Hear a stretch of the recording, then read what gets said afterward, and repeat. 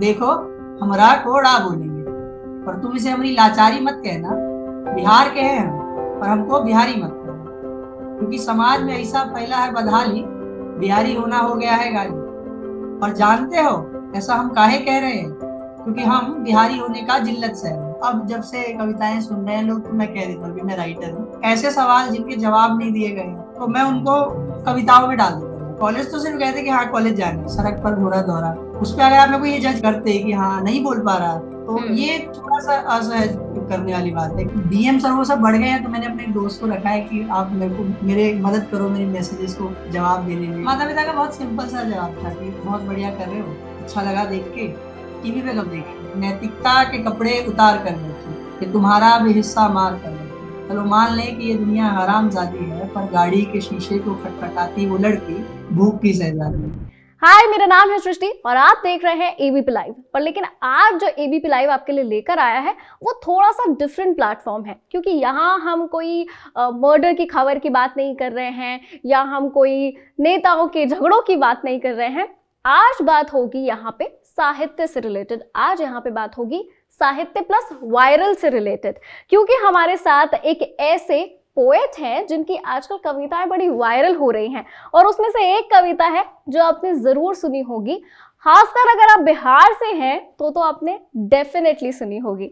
आज हमारे साथ मौजूद है साहिल, जिनकी कविता जागीर आपने जरूर सुनी होगी। तो चलिए बातचीत शुरू करते हैं साहिल के साथ। साहिल, आपका बहुत बहुत स्वागत है। शुक्रिया मेरे को यहाँ पर बुलाने के लिए। साहिल, सबसे पहले तो ये बताइए कि लग कैसा रहा है, मतलब कविता वायरल हो गई है, फीलिंग कैसी आ रही है? काफी अच्छा लग रहा है, काफी लोगों द्वारा लोगों तक ये कविता पहुंची और लोग अलग अलग तरीके के फीडबैक दे रहे हैं, तो बहुत सही लग रहा है अभी तो। साहिल, आपकी कविता तो बहुत लोगों ने सुन ली, लेकिन इस इंटरव्यू को करने का जो पर्पस है वो साहिल को जानने का है। साहिल क्या करते हैं, कहाँ रहते हैं, मॉम डैड क्या करते हैं, अपने बारे में बताइए थोड़ा सा। हाँ तो मैं वैसे अभी तो अब जब से कविताएं सुन रहे हैं लोग, तो मैं कह देता हूँ कि मैं राइटर हूँ। और मैं अभी मुंबई में रहता हूँ। मुंबई में रह के अलग अलग प्रोडक्शन हाउसेस के लिए काम करता हूँ, स्क्रिप्ट्स लिखता हूँ यूट्यूब के लिए और बहुत सारी चीज़ें। और मेरी परवरिश जो है दिल्ली में हुई। हम हैं बिहार से, और माता पिता भी बिहार से हैं। पिताजी जो है होटल इंडस्ट्री में काम करते थे कोविड से पहले।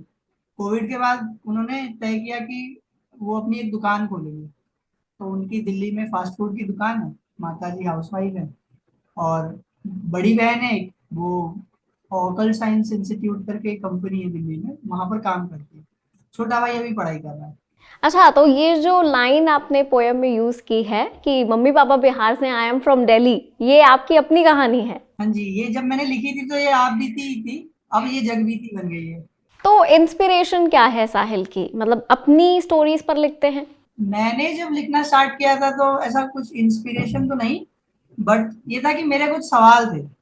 कुछ चीजों को लेकर सामाजिक मुद्दों पर सवाल थे, और जिन भी सवालों के जवाब मुझे सहज नहीं लगते थे या सही नहीं लगते थे, या ऐसे सवाल जिनके जवाब नहीं दिए गए हैं, तो मैं उनको कविताओं में डाल देता था। और जब मैंने, जैसे मैंने बताया भी कि मैं कॉलेज में अपने सीनियर्स को मैंने बोला कि मैं तो दिल्ली से हूँ, मोहम्मद बिहार से हूँ, तो फिर मेरे अंदर भी यही सवाल पूछने लग गया कि मैंने ऐसा क्यों कहा। तो उसके जवाब के लिए मैंने ये कविता लिखी। लेखक बनने का ख्वाब लेकर गए थे कॉलेज? नहीं, ऐसा नहीं था। कॉलेज तो सिर्फ कहते कि हाँ कॉलेज जाना है, मतलब 12वीं तक तो कुछ तय नहीं था कि क्या करना है कैसे करना है। तो कॉलेज आए, और कॉलेज में जब फर्स्ट ईयर निकला तो सीनियर्स ने सजेस्ट किया कि देखो कुछ भी करना है, कॉलेज में जाना तो सोसाइटीज ज्वाइन कर लेना। हम्म। उन्होंने बोला सोसाइटी ज्वाइन कर लेना, तो मैंने लगभग सभी सोसाइटीज के ऑडिशन दिए थे, और किसी में नहीं हुआ मेरा। पर जब सोसाइटी के ऑडिशन दे रहा था तो उस दौरान लेखनी से परिचय हो गया, तो फिर दोस्तों को सुनाया मैंने कि ये लिखा है मैंने कुछ। उन्होंने तारीफ की, तो मैंने सोचा कि हाँ अब यही करते हैं, यही लिखेंगे, और लिखना उस तरीके से चालू किया। तो कॉलेज खत्म होते होते तक मैंने तय किया कि हाँ राइटर बनेंगे, कहानियां लिखेंगे, कहानियां सुनाएंगे। तो यहाँ से आपके लिखने की जो जर्नी है वो शुरू हुई। तो कभी ऐसा थॉट आया उस वक्त जब आपने लिखना शुरू किया हो कि इस कवि को छूना है या इसकी तरह लिखना है, कभी ऐसा थॉट आया? हाँ, ये नहीं था कि इन कवियों को छूना है या इनके जितना बड़ा हो जाना है। इस हिसाब से कभी अब लिखा ही नहीं कि हाँ वो हो जाएगा। क्योंकि जब ये कविता लिखी तो लिख के डायरी में रख दिया था कि हाँ लिख दिया है मैंने कुछ, बाद में कभी होगा तो सुनाऊंगा। अभी जब तय किया कि हाँ अब करना चाहिए, लोगों तक कविताएं पहुंचानी चाहिए, तो स्टार्ट किया। और इस तरीके से बस अभी तो चल रहा है। तो ये जो कविता आपने लिखी जागीर, ये पहले आप लिख चुके थे, मतलब ये अभी नहीं लिखी जब ये वायरल हुई? नहीं, ये 2018 या हाँ 2018 में लिखी थी। पोयम साहिल आपकी इतनी वायरल हो गई है जिसकी वजह से हम अभी यहाँ बैठ के बातचीत भी कर रहे हैं, तो पोयम की दो चार लाइन अगर आप सुना दे तो। देखो, हमरा कोड़ा बोलेंगे, पर तुम इसे हमारी लाचारी मत कहना। बिहार के हैं हम, पर हमको बिहारी मत कहना। क्योंकि समाज में ऐसा फैला है बदहाली, बिहारी होना हो गया है गाली। और जानते हो ऐसा हम काहे कह रहे हैं? क्योंकि हम बिहारी होने का जिल्लत सह रहे हैं। और अगर जे कोई समस्या है तो इसका निवारण नहीं है तुम्हें हो, बस इसका कोई दूजा कारण नहीं है। क्योंकि तुम ही हर बार क्षेत्रीयता को, इंसानियत को क्षेत्रीयता के तराजू में तोलते हो। मॉम डैड बिहार से थे, आई एम फ्रॉम दिल्ली बोलते हो। अब मोमो से तुम्हारे मुंह का स्वाद बढ़ता है और लिट्टी चोखा से नाक चढ़ता है। लहजे पाक को तुमने नापाक कर दिया, अदब के भैया जी को तुमने मजाक कर दिया। मैं तुमको कह रहा हूं तो सोचोगे तुम्हारी खता क्या है। बोल देते हो मजाक में बिहारी, कौन होता है बिहारी तुमको पता क्या है? क्या बात है यार साहिल, आपने मतलब लिखा ही ऐसा है कि अगर वायरल नहीं होता तो बड़ी बात होती। बहुत ज़्यादा खूबसूरत शब्दों में आपने लिखा है इसे। तो आपने जैसे अपनी पोएम की शुरुआत ही ऐसे करी है, र को ड़ बोलते हैं। हालांकि हम तो इतना नोटिस नहीं करते हैं, पर लेकिन डेफिनेटली जो लोग इसे डेली फेस करते हैं वो ज़रूर नोटिस करते होंगे। पर लेकिन कहीं ना कहीं ये बहुत इंटरेस्टिंग एलिमेंट भी है। मतलब अगर मैं साहिल को एक सेंटेंस दूँ तो शायद मुझे बोल के दिखाएंगे, मतलब मैं ऑब्जर्व करना चाहती हूँ कि अच्छा वाकई कोई डिफरेंस आता है क्या। चलिए मैं आपको एक सेंटेंस देती हूँ। सड़क पर घोड़ा दौड़ा। सड़क पर घोड़ा दौड़ा। आपकी भाषा एकदम शुद्ध है, मुझे तो नहीं पता चला बिल्कुल कुछ। लेकिन नहीं, वही है ना कि प्रोनाउंसिएशन और शाब्दिक त्रुटियों को सही करना जो है अच्छी बात है। आप कर सकते हैं तो करिए, हम्म। मैंने भी इस पे काम किया और सही हो गया। हम्म। पर वो है कि इस, अगर आप इस पे काम नहीं कर रहे, सही नहीं कर रहे, तो इस पे जज किया जाना गलत। अगर मैं बिल्कुल। वही सड़क कहता कि सड़क पर घोड़ा दौड़ा, तो हम्म।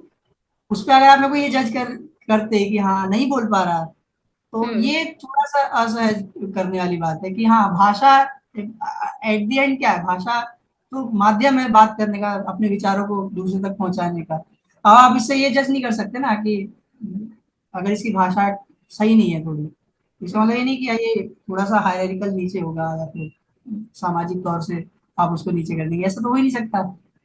अच्छा, बिहार सेंट्रिक आपने लिखा, इसे वहाँ के लोगों ने बहुत पसंद भी किया। अब तो खैर पूरा हिंदुस्तान इसे बहुत पसंद कर रहा है। पर अभी इस दौरान क्या आपके मन में कोई ऐसा थॉट आया कि इस पर्टिकुलर बेल्ट के लिए मुझे लिखना चाहिए या मैं इसके लिए ज़्यादा अब लिखूंगा, ऐसा कोई थॉट आया?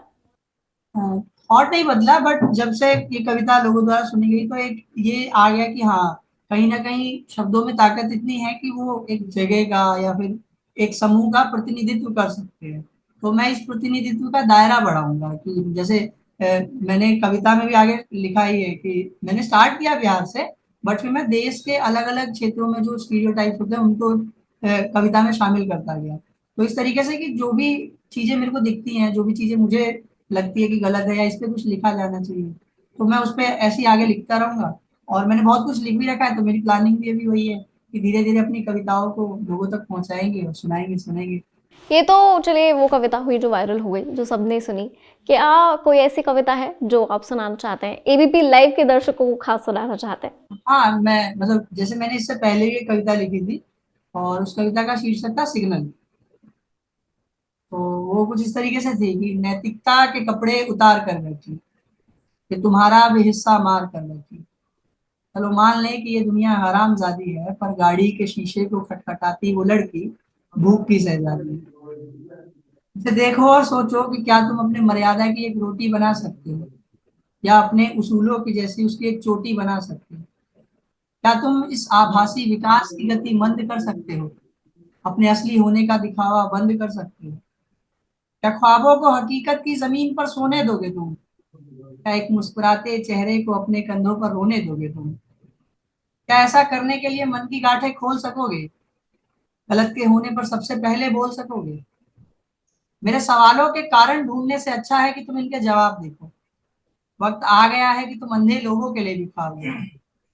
ख्वाब देखो कि तुम्हें यही दिखाए गए हैं, तुम्हारे ठंडे खून में मृत आत्मा के अंश पाए गए हैं। मैं तुम्हें सच भी बताता, पर यह एक मशवरा हो गया है। खैर छोड़ो, जाने दो।